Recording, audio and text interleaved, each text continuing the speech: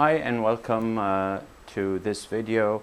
My name is Isam. I'm the lead and design principal at ISD Architects, the firm that help people like builders, homeowners, business owners, contractors realize their projects through our creative designs and also through our sustainable solutions.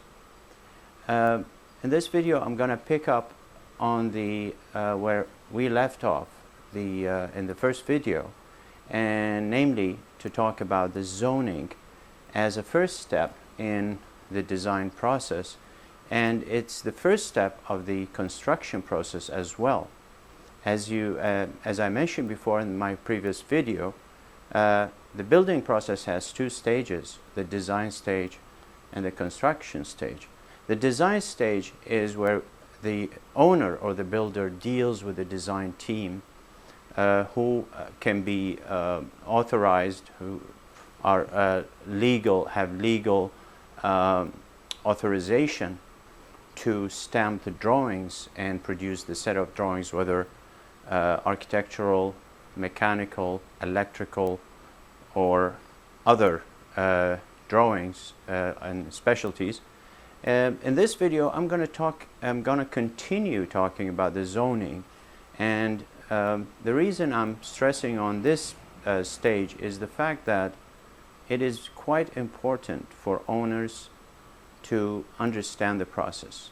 My main goal here is to clarify the process of design so that owners and anyone who's thinking of building, whether it's a small addition or a big, large project, of the first step that needs to be taken in order for them to be confident.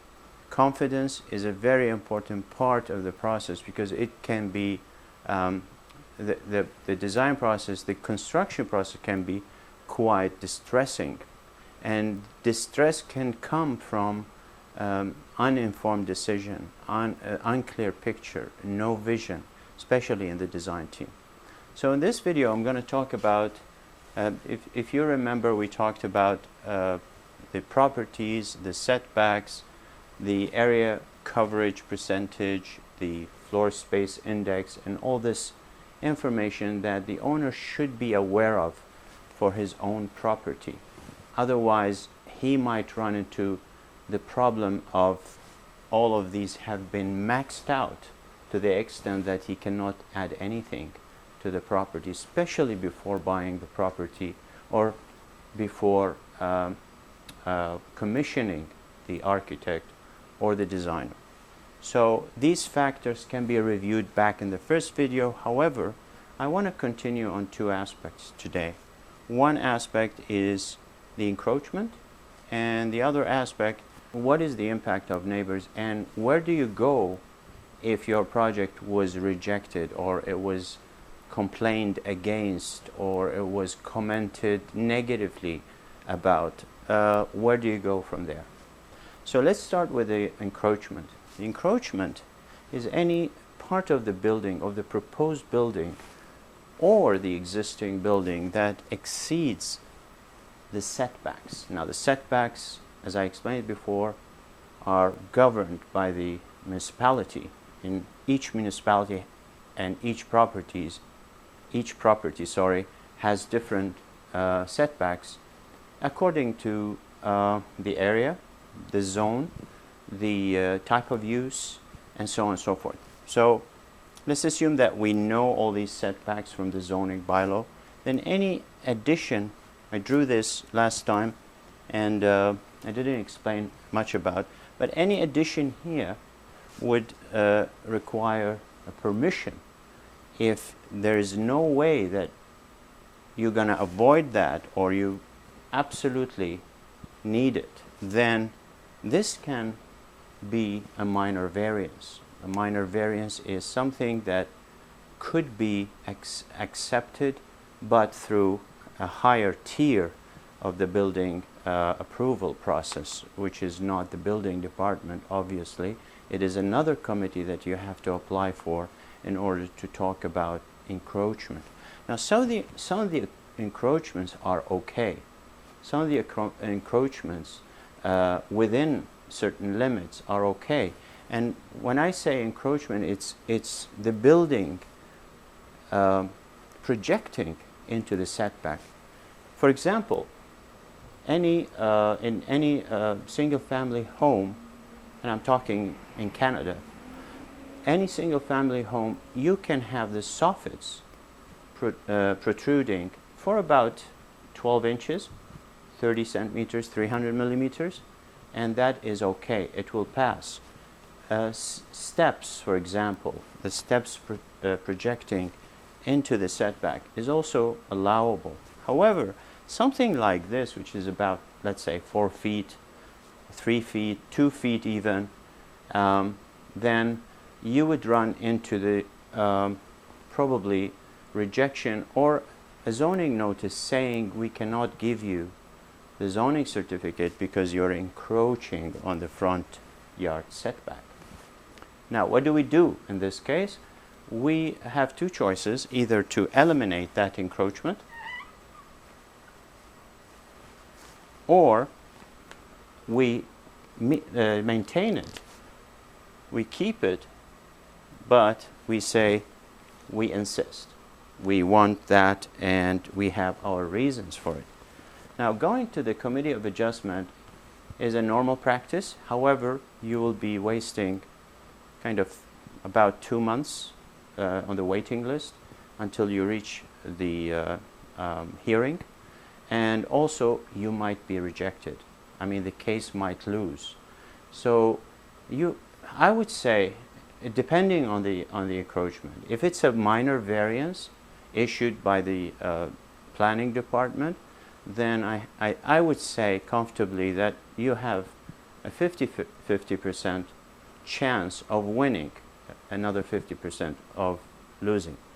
Now, we're going back to the neighbors. The neighbors are an important part in the equation because the neighbors can actually, and they will be informed of the hearing. So all your neighbors around that street, for example, or in a kind of a radius circle, will be informed of the hearing, and they will be shown in a letter that you are requesting this kind of minor variance, whether it's an encroachment here or an encroachment there, for example, and then they will be acknowledged of that and explain to the neighbors that you have the right to come over to the hearing and address the committee and show your complaint or voice your complaint. Now, this is kind of tricky because if you have a large residential project, a large office building that casts, for example, shadows on the neighboring buildings, or you have a breach of privacy. For example, if this is a room and you have a window right here to your neighbor and there is a privacy issue, this neighbor will almost certainly be not in favor of your project, and they will be allowed the chance to come over to the to the committee and voice their concern that you have they would have privacy issues. Of course, the committee can approve your project still, but they would tell you no windows on this side, and in order to maintain the privacy for your neighbor. So these are the dynamics of the Committee of Adjustment. There's a waiting, and there could be a hardship component that you can defend. You can say, I'm creating another extra room for my family or for my mother or father in order for me to serve them in their old age. Something along these lines, or I'm expanding and we have a new baby, or something like that can show that without this project, you can have kind of a hardship, even if it's a minor hardship.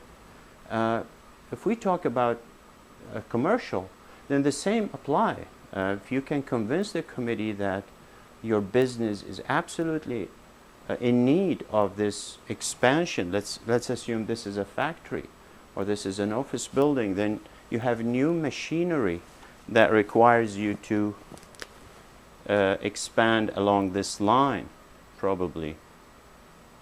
And then in this case, you can show the machinery, you can show the dimensions of the space that is required. This is a case where you say, without this, my business will suffer. So the committee is quite reasonable, and from my experience, most of the cases I did, most of the clients I dealt with, luckily have won the process. So I would, if you think this is a necessary thing for you, then by all means you can apply for a minor variance. However, the minor variance is decided by the planning department, not by your own decision. You can't just say, oh, I want to go to the to apply for a minor variance, because it might not be a minor variance. It might be a big problem that, you know, taking it over to the Committee of Adjustment wouldn't worth your effort, time, and application fee. So these are two factors that you know, have a play or have a role in this process that you need to be aware of in order for your approach to the project be clear. The more you study and you do your homework and due diligence about your project at first, the more easy and smooth and well-equipped mentally and physically to tackle this project. I hope this video was useful and was informative to you. If you need to comment, if you have any questions or any comments, or you need to speak with me, please post a comment below this video, and I'll do my best to address it or to set up kind of an appointment to talk to you about your problem and try to solve it over the phone. And you know, we can either take it from there, or I can tell you that it doesn't work or it works with these conditions, and so on and so forth. I hope this video serves you, and I'm looking forward to talking to you again. Until then, have a wonderful week. Thank you.